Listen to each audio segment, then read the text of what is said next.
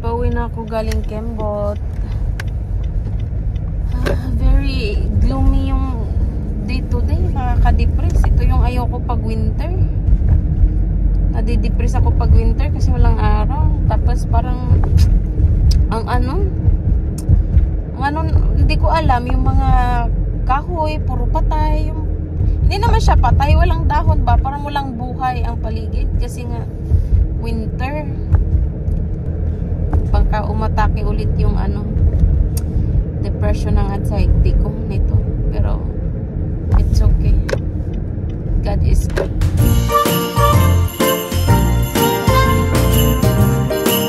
Guys, bago tayo kakain ng lunch, natutulog si Baby Daisy, napatulog ni Papa. Kakarating ko lang kaning sa bahay. So bago tayo mag-lunch, microwave ko na yung aking food. Magluluto ako mamayang dinner ng roasted lamb leg. So, gagawa tayo ng pang-brine natin para i-brine natin yung ating roasted legs for a few hours. So, itong ilalagay natin. So, may onion tayo, daming garlic, buong paminta, rosemary, tsaka thyme. Ilagay lang natin to dito lahat. Yan na siya, guys. Tapos, lagyan natin ng toyo. After ng toyo, lalagyan natin ng asin. Ito, dadamihan natin to ng asin kasi masarap ang lampag, medyo maalat-alat kasi doon lumalabas ang flavor niya pag medyo madaming asin. After adding salt, we'll just let it boil. So yun guys, try na tayo. Yung leftover lang natin kagabi, yung leftover natin kagabi, yung atay na adobo na manok.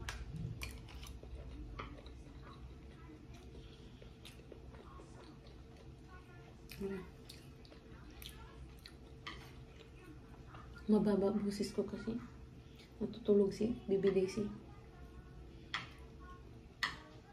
So guys, kumulo na yung ating brine. Pakita ko sa inyo.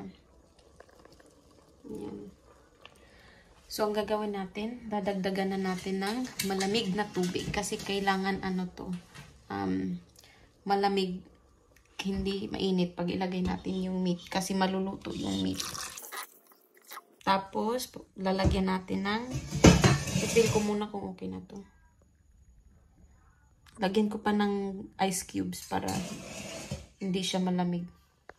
Yan na yung itsura niya, guys. Ito na siya, guys. Hindi ko muna i-remove yung net. Kasi lalagay ko muna siya sa brine, diba? So, ito. Pero pagkaluto mo, dapat ma-remove mo yung net. Kasi yun yung nakalagay sa instruction niya. Hindi food grade, hindi pwedeng, masusunog siguro to. So, ilalagay na natin to sa brine. Ilalagay na natin to. Uy, mama yung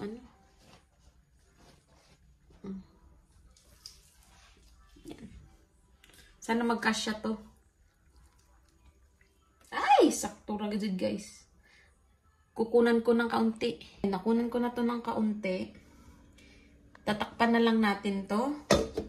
And then, dapat ilagay nyo sa fridge. Para hindi masira yung karne kasi delikado pag raw meat, diba? So, ilalagay ko lang yan sa fridge. Gising ng ating baby Daisy galing magnap. Ay, tish. Ang remote, igos ang ipon, baby. Ang remote na po'y kanon. Say hi to everybody. Hi, everybody.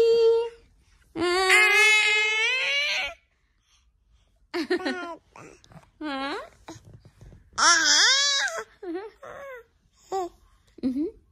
Yeah. Kiss mama, baby. Kiss mama.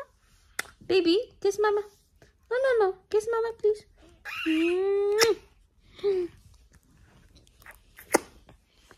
So, yan guys. Tatanggalin na natin sa brine yung ating lamb.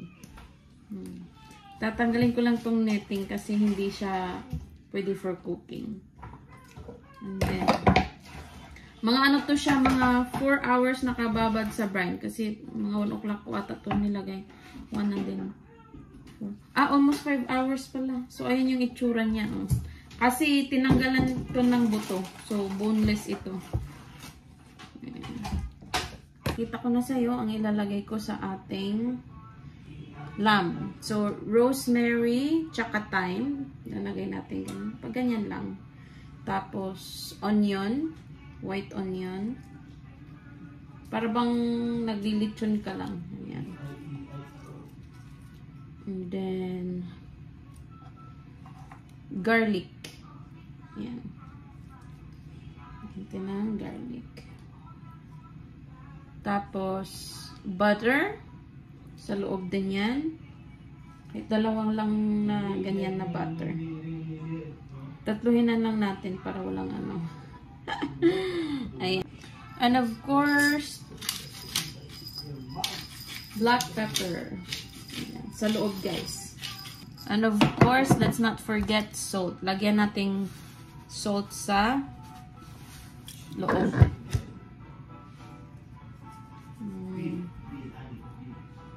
Kasi again guys, mas masarap ang lamb. Lumalabas ang flavor niya pag medyo salty ng kaunti. Pero wag naman yung sobrang alat na hindi mo na makain.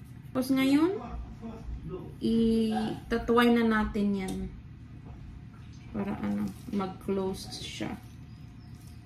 Ayan. Gonna ask my husband to help me. Can you help me please? Can you hold this one?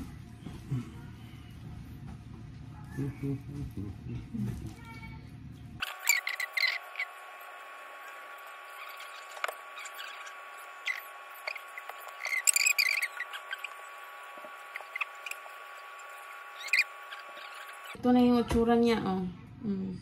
Dapat medyo tight siya kasi once na maluto to, mag-shrink yung ating lamb, right? So, nag-dice na din ako ng ano, nag-chop na din ako ng rosemary tsaka thyme. I'm just gonna rub it all over. Ayan. And then of course, yung ating granulated powder. Ayan. Tapos of course, ang ating salt. Rub din natin to ng salt.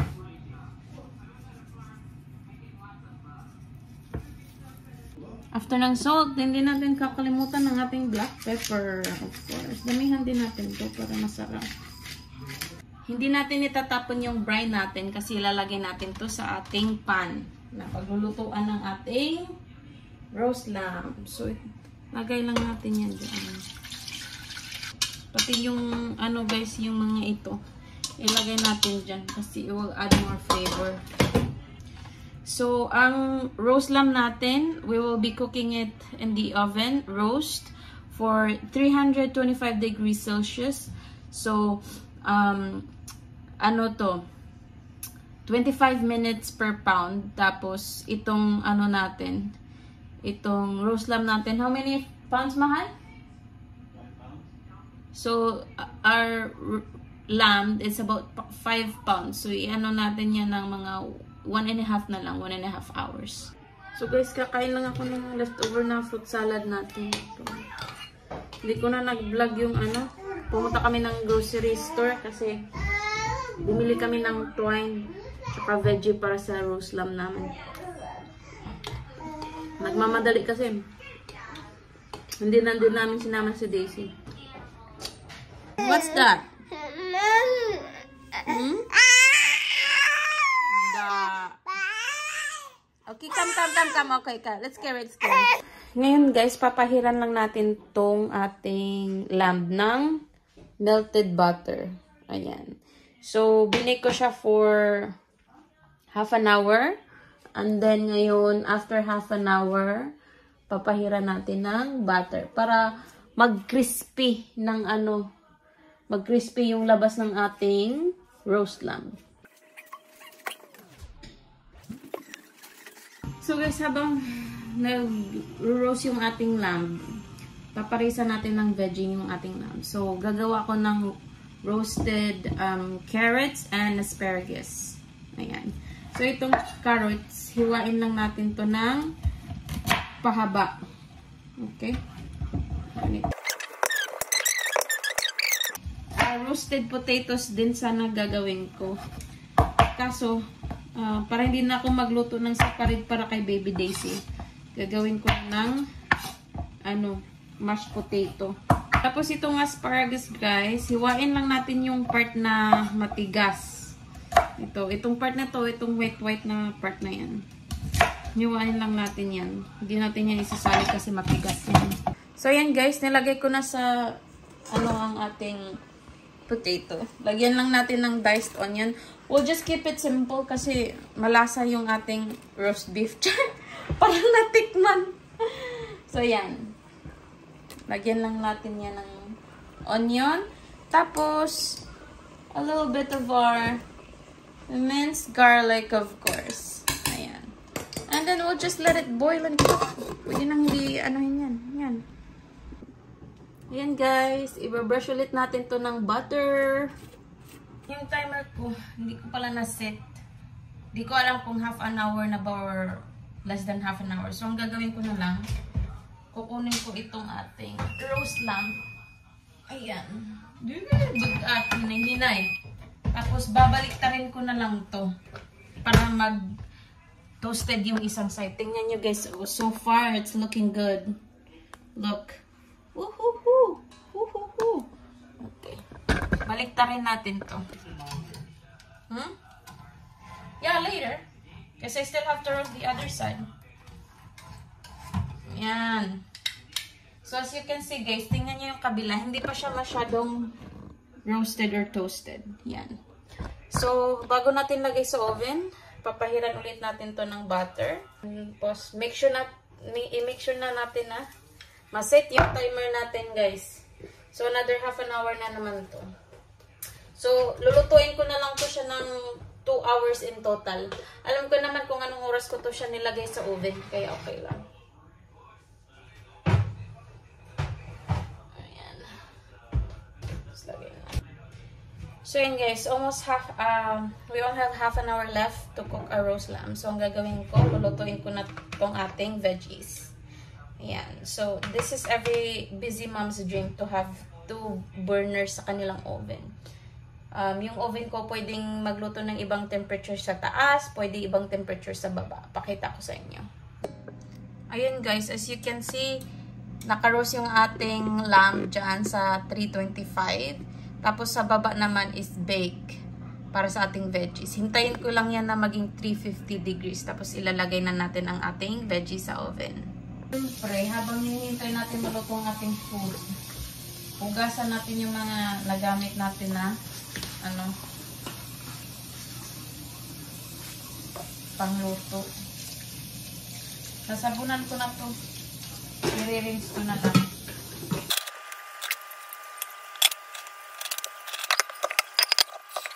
Habang nag-roast yung ating veggies, tatapusin na natin ating mashed potato. So, lagyan lang natin siya ng butter. Hindi ko to lalagyan ng milk kasi hindi pa pwede sa cow milk si Baby Daisy. Tapos, of course, crushed black pepper and just a little bit of salt.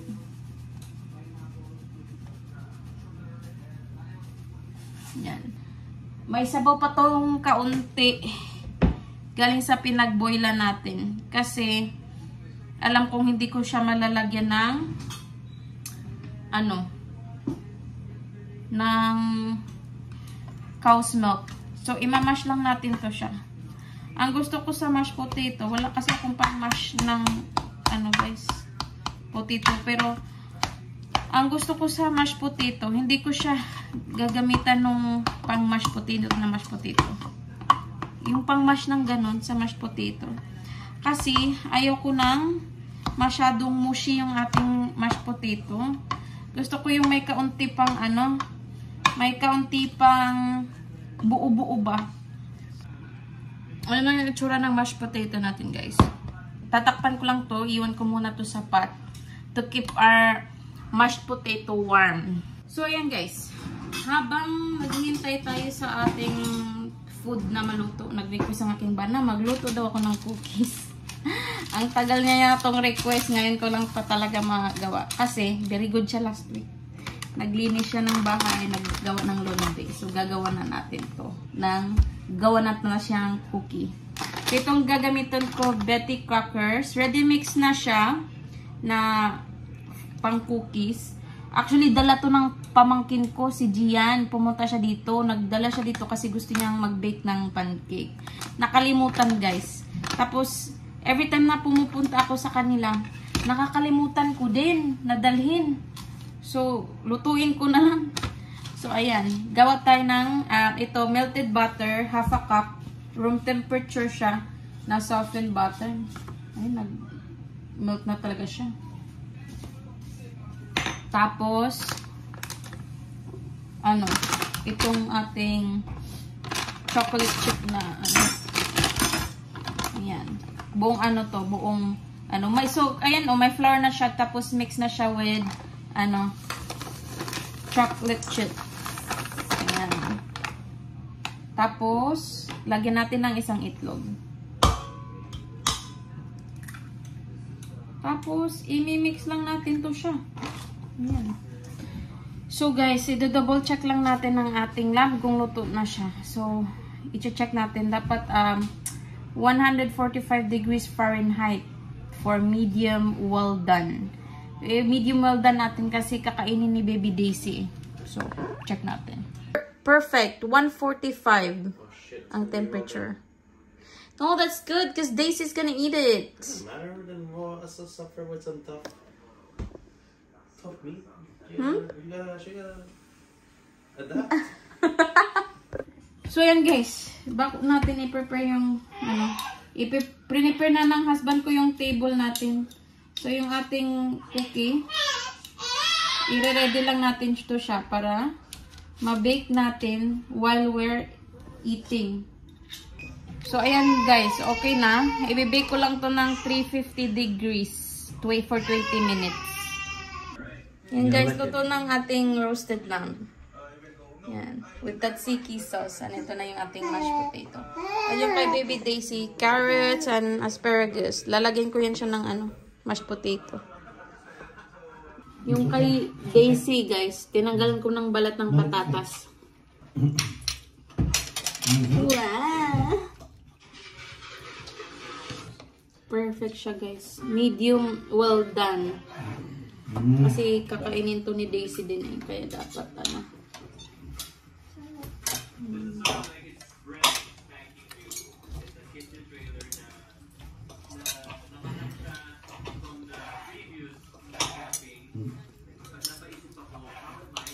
Oh, so soft.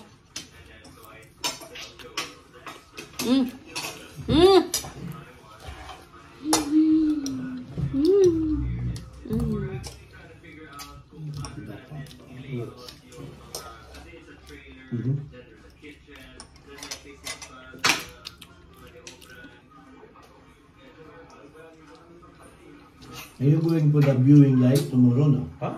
Viewing?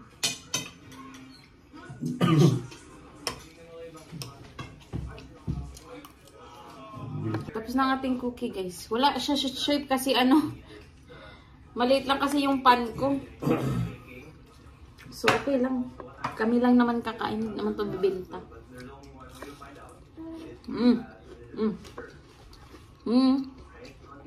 Crispy but soft in the inside siya guys. Ngayon niya.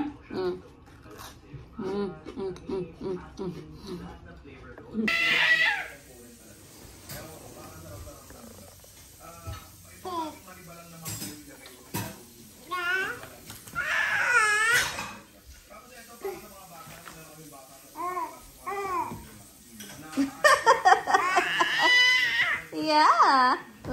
Guys, guess what? Imalaman ko. Alam na ni Daisy kahit tabunan ko ng kurtina. Na pa din niya. Tingnan niyo nangyari. Nabasag yung pot ko. Buti na lang hindi siya nasugatan. Ayan, Yan, nabasag. Buti na lang hindi nasugatan. Daisy likes to play with mama. Adir na po siya sa bintana, guys. Ayan yan ang ginagawa niya. Alam na niya. May tanim na naman tayo mahuhulog. Ayan alam. Daisy. Kaya mas maninga mong bata ni. Kulit man si mama. Kulit man si mama. Wala, nag-walk out, guys. Agatong bata. Tingnan mo, nag-walk out.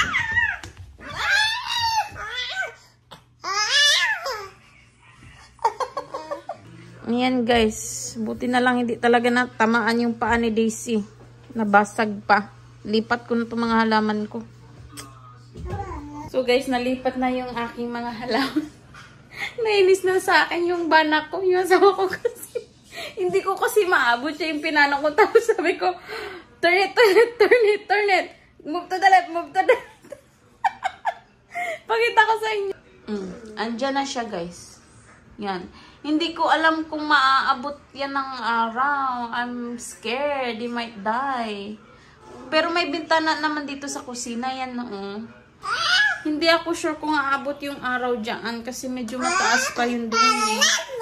So we'll see. I'll give it a couple weeks and then I'll see if it's dying or it's doing okay. So ang natira na lang dito, guys, is yung mga orchids ko. Pag-iisipan ko pa kung saan ko to ilalagay kasi nga kailangan to ng araw. I don't know. I'll do it tomorrow. So yan, guys, naligo na ni Habi si Daisy. So, ako na mag-ano kay Daisy. Magbibihis kay Daisy. Tingnan mo. Baba. Baba.